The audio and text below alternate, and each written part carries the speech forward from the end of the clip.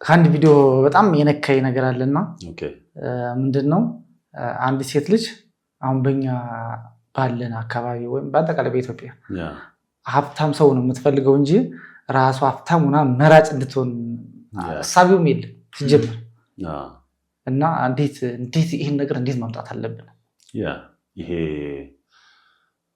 በደንብ እንትን ያለ ብዙ የታየ እና ስለ ሴት ልጅ ያነሳውት ሀሳብ ነው እና ማህበረሰባችን የሚመድበው ምደባ አለ። እንግዲህ ያደግንበት ነገር ያው ማንነታችን ይወስነዋልና በተለይ ለሴት ልጅ ያለን ምልከታ ለምሳሌ ሰነፍ ከሆነ ብለን ካሰብነው ሴት ብለን መሳደብ፣ የሴት ልጅ ብለን መሳደብ ላይክ ያንን እንደ ስድብ ማየት ሴት ያሳደገው ብሎ አይነት ነገር። ስለዚህ ለሴት ያለን ቫልዩ ጥሩ አይደለም።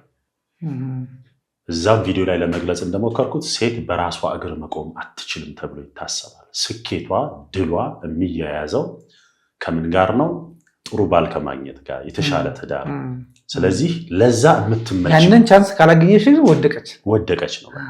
እና ያለው መስመሪያ ከዚህም የተነሳ ማይንድ ሴት የሚቀረጸው የሴቶቹም የአእምሮ ውቅራቸው በዚህ አቅጣጫ ይሆንና ጥሩ ባል የማግኘት ነው ፍላጎታቸው እንጂ ራሳቸውን ማሳደግ፣ በራሳቸው እግር መቆም፣ የራሳቸውን ቢዝነስ ራን ማድረግ፣ በትምህርት ስኬታማ መሆን ላይ ፎከስ አያደርጉም።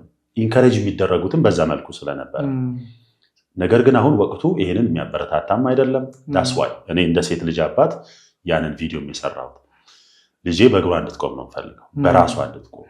ባል ማግባት አለብኝ የለብኝምም ራሷን የምትወስነው። ማንን ላግባ ራሷን የምትወስነው፣ የምትወደውን የሚመቻትን እንጂ ገንዘብ አለው ያኖረኛል ብላ እሷ ላይክ እንደ ዕቃ የምትገባበት መሆን መቻል የለበትም። ለዛ ደግሞ የስነ ልቦና ለውጥ ማድረግ አለበት በማህበረሰባችን ማለት ነው፣ በሴቶቻችን ላይ። ስለዚህ ለዛ ሪሶርሱ እንዲኖራቸው እድሉ እንዲኖራቸው ማድረግ ያስፈልጋል። አክቹዋሊ ሴት የራሷ ባህሪ ያላት ይሄ ፌሚኒዝምን ወይም ይሄ እኛ ሴቶች የሚጫወቱን ለመደገፍ አለ።